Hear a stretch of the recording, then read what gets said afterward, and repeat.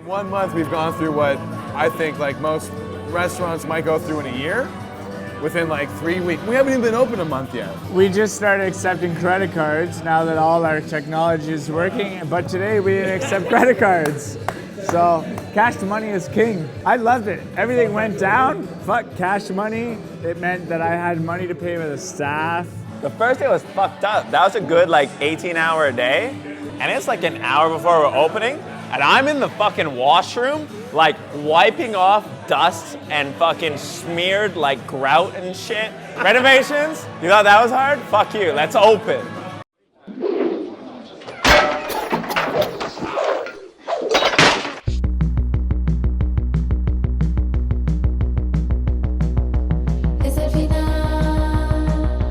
My name is Grant Van Gameren. I am the owner of Bar Isabel. A lot of people think this is a Spanish restaurant. It's not a Spanish restaurant by any means. It's definitely inspired by the convivial way of eating and drinking in Spain. The way I describe it is, this sassy, sexy, older, slightly chubby Spanish woman, little gypsy in her. He's making a sea bream ceviche here.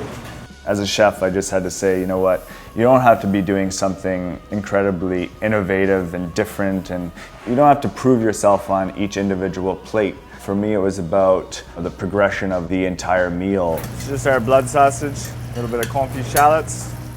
Rather than try to impress each person with each plate, impress them with an array of dishes, right? So to really kind of have that restraint in food and, just do a whole grilled octopus, it's not fucking sous vide, it's not fucking glued together, you're not trying to serve a square piece of it. It was really like keeping things natural and just very simple, well-executed food. Let's have some roasted crab legs with lots of ginger, garlic, smoked paprika, got claws, crabs, gets real messy at the table though. We use the water from all the crab when it defrosts. It gets frozen on the boat. So we use that to do all our liquid. The goal is to baste it in all the cracks. It's messy even plating it. I actually never even wanted to be a chef, to be honest with you. I don't have any kind of culinary, history where my grandmother used to cook food for me. My first job was really kind of at Pizza, slanging out pizzas for a couple of years there. Becoming a chef really became, a necessity because it was in my early 20s. All my friends were graduating with degrees from university, and here I was, and I had nothing, and all I had been doing was cooking in shitty restaurants. So I made a choice at that time to really take it seriously and put my all into it. And then that's when I first started my decent jobs at Canoe and this and that. I've always been a pretty independent person. I'd always want to do things differently than the chef would be doing it. So I just really had to open up my own restaurant. It's delicious, so juicy. A lot of the food I cook now is just stuff I've taught myself. I never went to culinary school. I don't play that whole executive chef kind of status. I like to cook. I like to be involved in my kitchen. I like to have fun. My main priority is to make sure that things are consistent and tasty. And people seem to receive it pretty well. Bar Isabel was just about bringing good people on board. This is Guy Rawlings, the ginger kick. Are you hungover? You got the Gatorade? Very nice. It's really nice to have a chef run the front of the house, right? It gives it a complete different dynamic. The way he talks to staff, the way he deals with situations. He has that kitchen brigade mentality, right? Let's do some cocktails. Yeah, do you know what those guys want down there? Michael Webster. I went to his apartment once and it was like literally, there was probably, $20,000, $30,000 worth of alcohol. You opened his fridge, there was absolutely no food, but there's like 50 types of bitters and just simple syrups. That moment I knew, okay, I gotta hire this guy. Jump behind you. Champions! Chef's hungry. Oh boy. Chef's thirsty. It's good times with Guy and Mike always. Since we opened, we haven't had a night where we've actually been able to go out. I can generally be a control freak when it comes to food, the setup, the chairs, the cleanliness, whatever's going on in the room. So it was nice to finally make that step and be like, yeah, it can function without you. We're on empty stomachs right now, so it's gonna get real messy tonight. We've been going hard 7 days till 2 in the morning, and then we get out at 5 in the morning. But it's been getting. I get out at 5 in the morning. Third week's better. We're getting out at 3:30. He gets out in time for McDonald's. That's right. I get out in time for an empty apartment and a box of tissues alone. That's right. So last night we Started our evening off at Bellwoods Brewery. Their beer is fucking amazing. We met with Luke, one of the owners. My name's Luke Pestel. I'm one of the owners here and one of the brewmasters along with Mike Clark. And this is our little kingdom of brewing. It's funny to sit here with Luke, where like a year and a half ago, 2 years ago, we're sitting just having a burger, and he's like, I want to open a brewery. I'm thinking like near Bellwoods. Then to like see all the stages, we got a space. It's a fucking art gallery and has nothing. I'm like, y'all are fucking crazy. And then like within a month, you open and what? You got a gold medal for the Hellwoods. Baltic Porter. And then within 10 months, fucking top, was it third best brewery in the world? From a burger a year and a half ago and an idea to third best new brewery in the world. It's too bad you didn't become a partner in this. Hey, he tried. You're He stupid. tried so hard. You're fucking stupid. You know me, I can't make any decisions. The only decision I can make is that I'm gonna wear the same clothes as I did yesterday. Yeah. Well, cheers to your success. Cheers, guys. Yeah. Happy 1 year anniversary. It's pretty amazing to see what they've done in just 1 year. It's exciting to kind of think where they're going to be in 5 years. After you, chef. I'm drunk already. Oh boy. I can't even fit in this motherfucker. I used to be a rapper. Mr. Dukes. I also used to be a reptile breeder. Reptile breeder. Before being a cook. I like animals that are misunderstood. Well, I used to What was the breed? blood pythons. I'd go to clean their water bowl and I'd smell like mice because I used to breed rats in the closet. And that's another reason why I didn't have a girlfriend for too long. And one day I reached in smelling like mice and this fucking snake almost bit my face off. Okay. Oh boy. Time to get some food. And we went to 416 Snack Bar. Fucking crazy place. Busier than ever. I have lots of love for what Adrian, Dave, and those guys do over there. Like us, they are open 7 days a week. They do food till 2 in the morning. My name is Adrian Ravinsky. I'm the proprietor and barman at 416 Snack Bar. Late night food in Toronto until recently was lacking pretty considerably.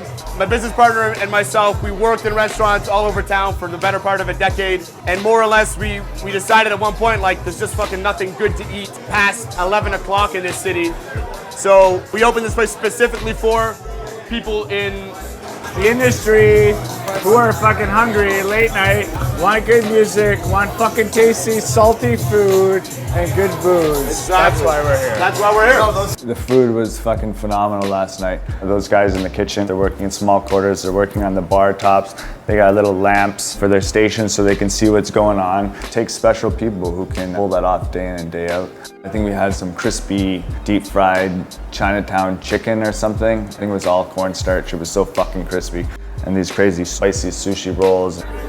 Good music, tasty food, horny people. Are you horny right now?